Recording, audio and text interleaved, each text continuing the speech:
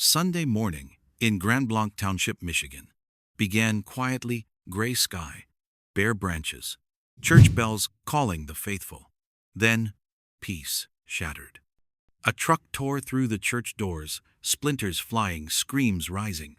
Gunfire cracked, merciless, cutting off prayers. In the chaos stood Thomas Jacob Sanford, 40, an Iraq War veteran, face cold as stone, finger on the trigger. Then fire, pews ablaze, smoke choking the sanctuary. When it ended, 2 were dead, 8 wounded, and Sanford lay still, stopped by police. But louder than the gunfire came the question: madness of one man, or the product of a system that trained him, then abandoned him with invisible scars? That question carried into Sunday night, no comedy, only silence and an intellectual showdown broadcast to millions.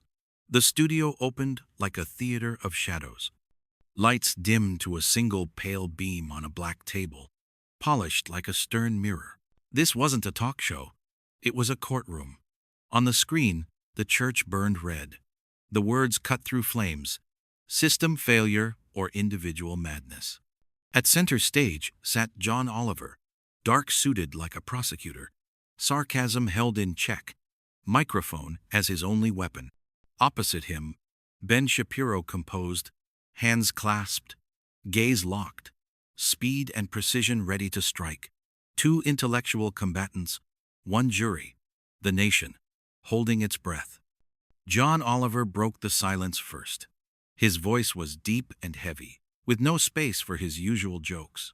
America has bled again, and faster than bullets fly, the blame always starts. Tonight, we're not talking about Garfield, and we're not laughing about weird TikToks.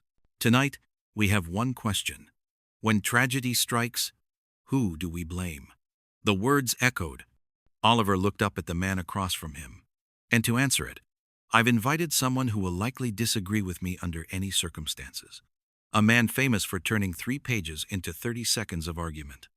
Conservative commentator Ben Shapiro. Applause rose tight, measured, threaded with a few whistles. The camera caught Ben's slight nod and hard smile. He answered briefly, crisp, "Thank you, John, although I'm sure we won't agree on anything." A ripple of laughter passed, then vanished. Oliver smiled, half joke, half warning. "That's exactly why you're here, Ben. If I wanted a quiet evening, I'd invite Garfield. But America doesn't need Garfield right now. America needs a conversation, and, unfortunately for us, probably a confrontation." The lights fell. 2 faces remained in clear relief. John Oliver's eyes glinted like a blade. Ben Shapiro's gaze was cool and unblinking. Between them, the audience, the unwilling jury, waited for the autopsy of a nation's tragedy. The air tightened before the storm. Oliver leaned in, eyes locked on Shapiro.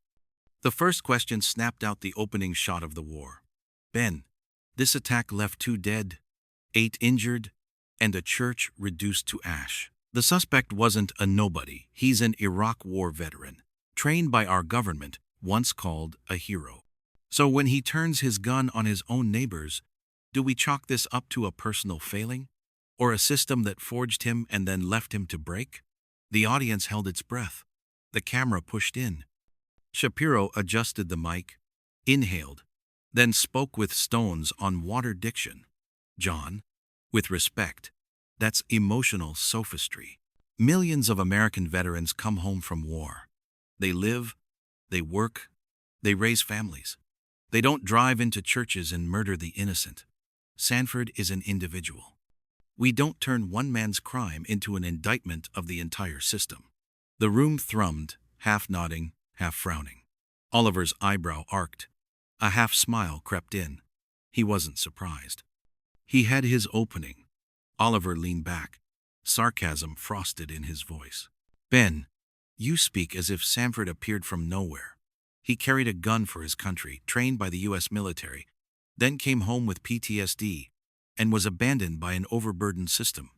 He isn't a phantom. He's the product of a machine that grinds people down."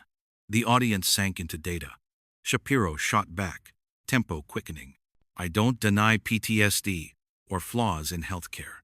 But Sanford chose thousands with PTSD don't kill. You can't pin crime on statistics, otherwise every murderer blames society. That's how morality dies. The crowd split applause and protest colliding. Oliver leaned forward, voice sharp. But if a system pushes broken people aside, ignores their cries, how free is that choice? Or is it the inevitable result of abandonment? Gasps. Shapiro's hands clenched. Your logic strips Sanford of humanity. He becomes a program run by society. Then every crime is the system's fault. Bank robbery, serial murder, all excused. That destroys responsibility. Applause rolled. Oliver stood, spotlight catching him like a prosecutor. His words cut slow and heavy. Morality isn't only personal. It's how society treats those it shapes. When a veteran scarred by war ends up shooting a church, that's not just a personal failure. It's an indictment of America. The screen blazed. Smoke and the words, "Who failed?" The studio froze. Oliver pressed on, shadow stretching long. You call it choice, but who put the gun in his hand? Who trained him, sent him to war, then dumped him back wounded and unseen? We praise them as heroes, then abandon them. And when they break, we say, his fault.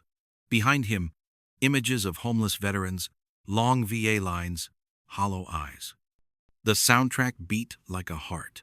Oliver spun back, eyes like knives. This wasn't an isolated shooting. It is a bill of charges against a system that failed the very people who once protected it. Shapiro clenched his fists, face flushed, eyes blazing. He leaned in, voice high, rapid fire.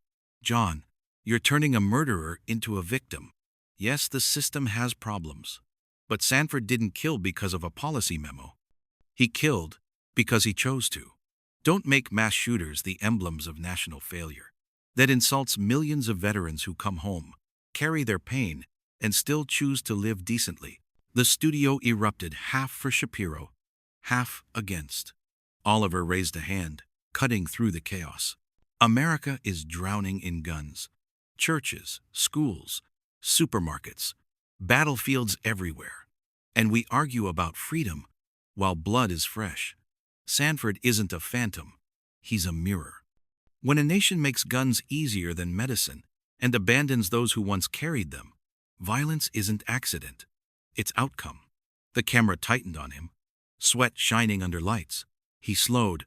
That guilt is collective, systemic, all of us. The audience erupted, cheers, shouts, bodies rising. Shapiro struck back, words firing fast. No, John. Collective guilt is evasion. Sanford didn't kill because of policy he chose to kill.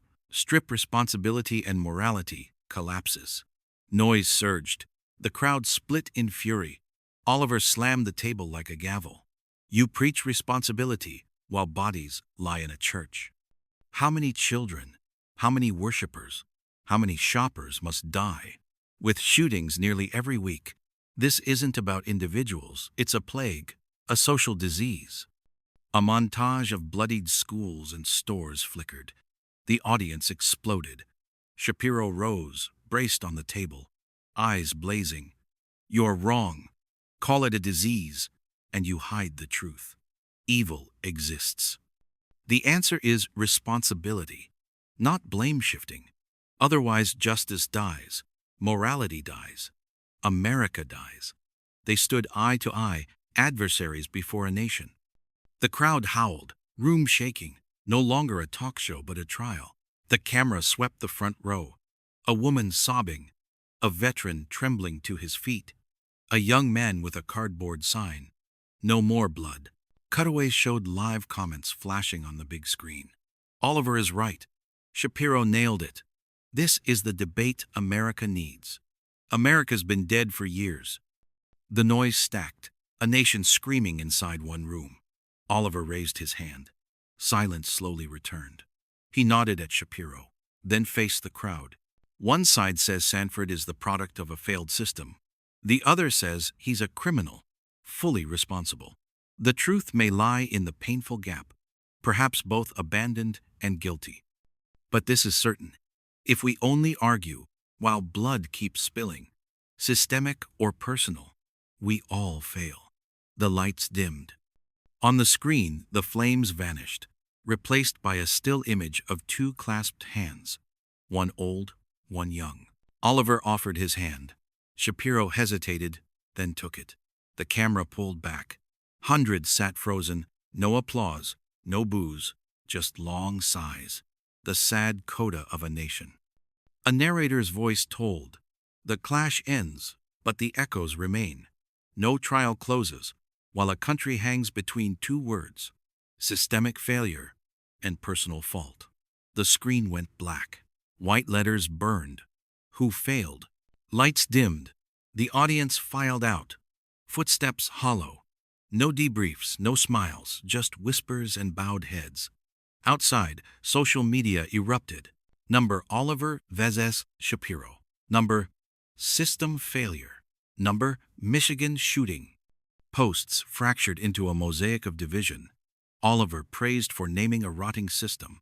Shapiro hailed for defending personal responsibility. In Michigan, smoke still clung to the blackened church. Flowers leaned on police tape. Signs read, "Pray for Grand Blanc. No more blood." Families wept.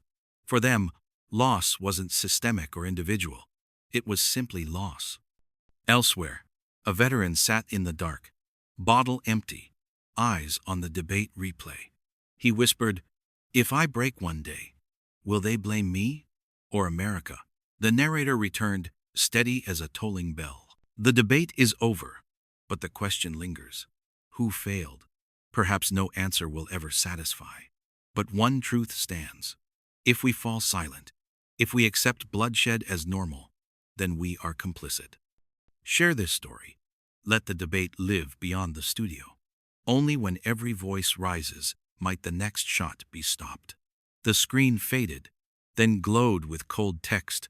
Like, share, subscribe. Never let tragedy become routine. Music swelled solemn, unending, like a prayer.